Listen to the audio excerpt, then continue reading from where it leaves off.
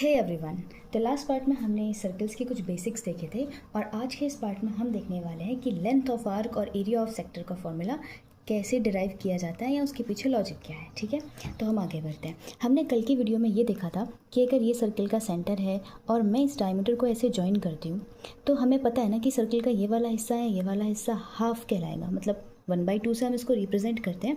और फिर मैंने ये बताया था कि ये 180 डिग्री का एंगल अगर यहाँ पे बन रहा है और मुझे इसको एंगल्स के फॉर्म में लिखना है, मुझे एंगल के फॉर्म में अगर इस हाफ को दिखाना हुआ तो मैं ऐसे दिखा सकती हूँ ना कि 180 डिग्री है और टोटल एंगल कितना होता है एक सर्कल का पूरा जो हम लेंगे वो पूरा एंगल कंप्लीट एंगल 360 बनेगा, है ना।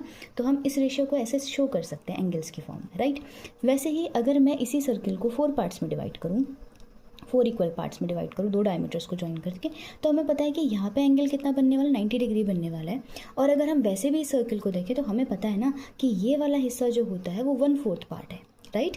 1/4 पार्ट है तो हम इस हिस्से को दिखा सकते हैं एंगल्स के फॉर्म में 90/360। 90 डिग्री लिया है आउट ऑफ 360, ठीक है।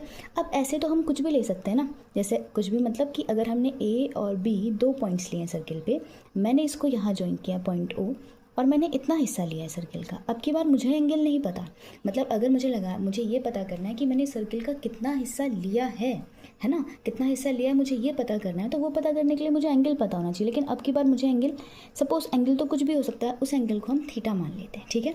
तो फिर अगर मुझे बताना है कि सर्कल का ये वाला हिस्सा इस पूरे सर्कल का कितना पार्ट होगा, तो हम उसको कैसे दिखा सकते हैं, θ/360 से।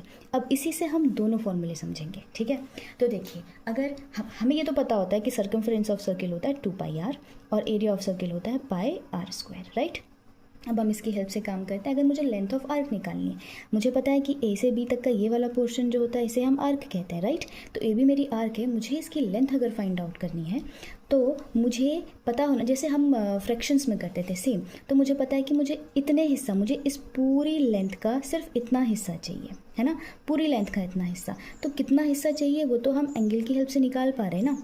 जैसे हम यहाँ पे 1/2 1/4 ऐसे कुछ कर पा रहे थे, तो वही चीज़ हम यहाँ एंगल से समझ पा रहे हैं कि हाँ इतना हिस्सा चाहिए लेकिन लेंथ का चाहिए। तो लेंथ जो है सर्कल की जो बाउंड्री है वो हम 2πr से दिखाते हैं, राइट।